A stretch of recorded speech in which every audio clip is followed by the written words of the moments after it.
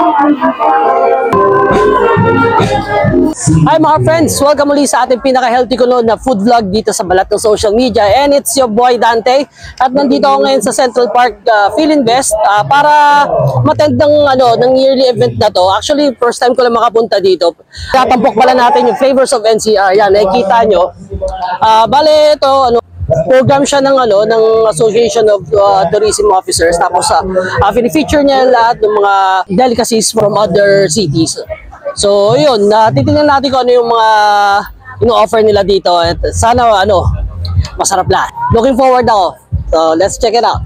Yo, kamusta ulit mga friends? Eto, dumayo kami sa Philinvest City Central Park para sa Flavors of NCR event. 2 days ang event na to na yearly ginagawa as part ng tourism program. Syempre, lively ang event dahil sa play dance, bands, and syempre mga stalls ng iba't ibang mga pagkain from 17 local government units within the metro. At ang mission ko naman ay mag-indulge kung ano ang ma-offer nila sa kada city dito sa event. Wala nang patumpik-tumpik pa, bumira agad sa Guevaras kasi baka Chef Lodi ko lang naman ang may-ari. Kailangan ko pa ba mag-explain? Yeah, masarap talaga. Ito sweet naman sir. Laging lechon lang inaano natin sa Guevaras nun. Tapos may pastillas. Sabu natin ang lahat ng Ami Gonzalez. So please, may dumikit. Okay, so our redemption chocolate na may dulce de leche sa loob. Near the concierge, April 20 to 21, Samba, starting on April to 23, 8:30 a.m. to 4 Bibili talaga ako. Siyempre, hindi tayo alis dito ng wala tayong minibili. Kanina pa ako So ayan, nakabili tayo ng suka, pati brigaderos. Ang dami pang dadaanan. So, tingnan natin.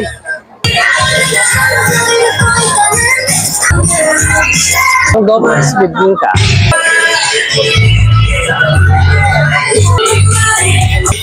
Siyempre, buburaw tayo. Ang dami pa nangyayari dito. Kaya, kukuha muna kami ng Milky Melon. Sige po. Isa po? Apa. Mahihain ako sa ganyan. May mga shawarma, di mawawala mga inihaw at may mga delicacies rin na sa dami, di ko na alam kung ano unahin ko. Pero talaga naman nakaka-excite. Just tumadami yung mga tao dito. Habang paggabi na, kasi last day na to. So, ayun, maraming pagpipilian pala. Expect ko medyo sakto-sakto pero ang dami pala. Salamat po. 17.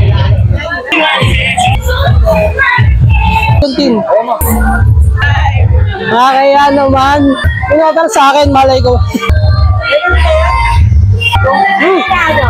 Pero so masarap. Kasi matamis na sa siya, pero masarap. Ice cup, ham. Thank you, kuya. Ito naman, sa koponan ng City of Marikina, tikman namin tong Mang Ding's Barbecue. Yung patikim pa lang, sold na agad ako. Yung pork barbecue nila, pangalan ng nila, Mang Ding's Barbecue po. Ang natin natitikman. Nobita, soon, 24. Iwas na ako sa dot, pero sige po. Sorry, Lord. As your Federation President, So dahil yan, order tayo ng pork barbecue. Gusto mo ba maghalong isaw? Sige po, tigis. 1 month is the R80 celebration. Please, so congratulations to the main character of the day. Ano siya lambot ng barbecue nila? For our character K-pop dancing machine, Miss Janai, please. Pork isaw. Masarap? Congratulations! Namiss ko itong ulan lang siya. Tapos, isarap ng tambya. Namiss ko ito.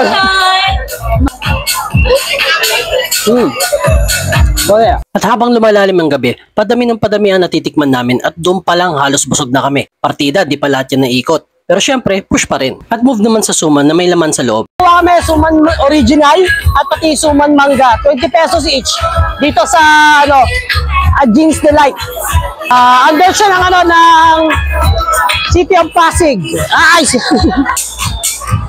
Yan. Alright. Ayan. Yung mangga. Yung document to. Ano di? official ban of the Quezon City government and was initially organized as Quezon City in 1989. Mga tagad.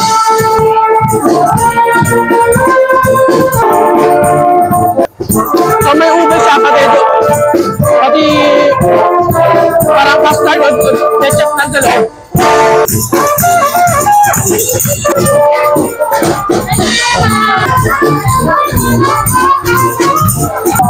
Ito po, water. Ano po isa? Water po na puto po.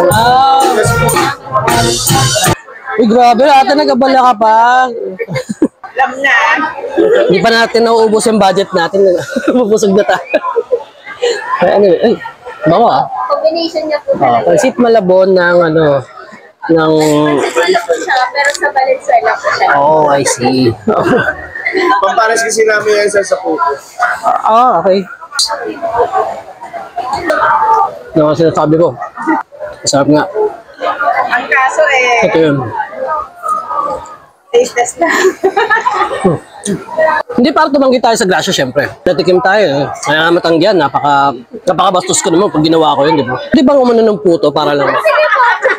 Hindi, sinabi natin, maganda kapares ng puto eh. So, syempre, tunayan natin.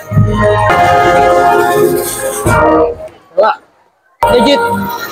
Dahil kasi matamis yung puto nila, tapos ito, savory na type. Na-match talaga. So yeah. Pamagkano naman pag ano? Solo order 90. Di ko na kailangan paliwanag. Pag pansit malabon, matik napakasarap at ansarap nga talagang kasama ng puto. By the way, from Mang Delphins. Try nyo. Thank you.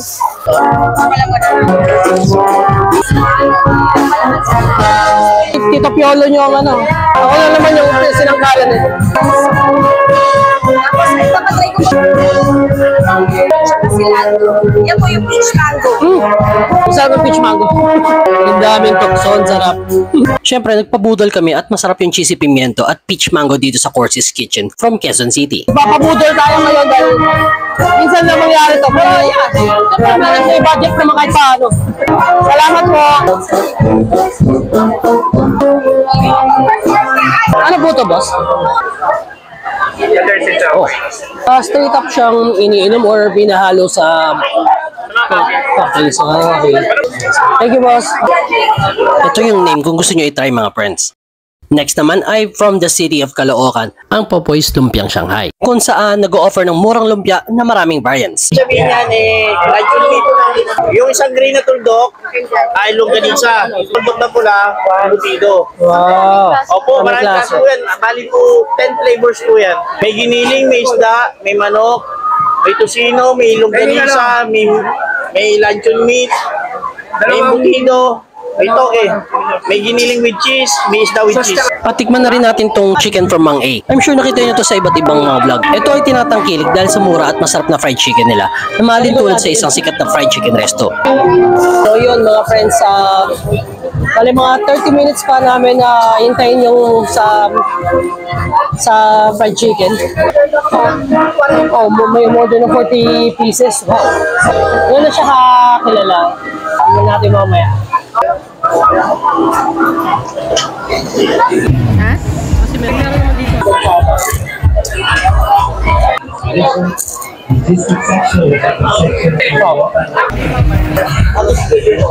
Tingnan namin yung lumpia. Masarap naman. Sa tingin ko mas gusto ko yung fish para sa giniling. Unfortunately, yung ibang mga flavors ng lumpia wala na. So, sold out na. Sa 7 pesos na ganito kalaki. Goods na. 7 pesos? 7 pesos. Ah, hindi. Sorry na. Hiniwa na pala to. Sorry. Hiniwa to. I mean, malaki siya. Yung ganyan. Kalahati pa nito. 7 pesos. Goods. Goods na. At sa wakas, dumating na rin ang fried chicken. Masasabi ko, straightforward. Yung proseso, pinakuluan at direkta paprito ang rest for crispy texture ng balat. Sa lasa naman, pantay. Hindi maalat, di rin matabang, saktong-sakto. Talagang paparesan mo ng banana ketchup. Sa doneness ng chicken, masasabi mo na talagang na-master na ni Mang A ang pag-prepare nito. Malutong sa labas at juicy, pantay na pantay yung luto. Per quarter chicken is 99 pesos. Half is 130 at whole ay 300 pesos. At para sa masayang panapos bago umuwi, isang 3 leches at tablea ice cream from Papa Didis. Matik, ang sarap pareho. At in-enjoy na namin ang rest ng event sa panunod ng performance. Yun nga mga friends, tapos na yung food trip natin sa Flavors of NCR. Maraming salamat sa Association of Tourism Officers sa paggawa nitong programa na to. Talaga nag-enjoy kami, marami kami nakitang offerings na pagkain. Ngayon lang rin namin natikman. Sana na-enjoy nyo rin to gaya ng kung paano namin na-enjoy. Maraming salamat ulit sa pagsubaybay sa video na to mga friends, and see you in the next video.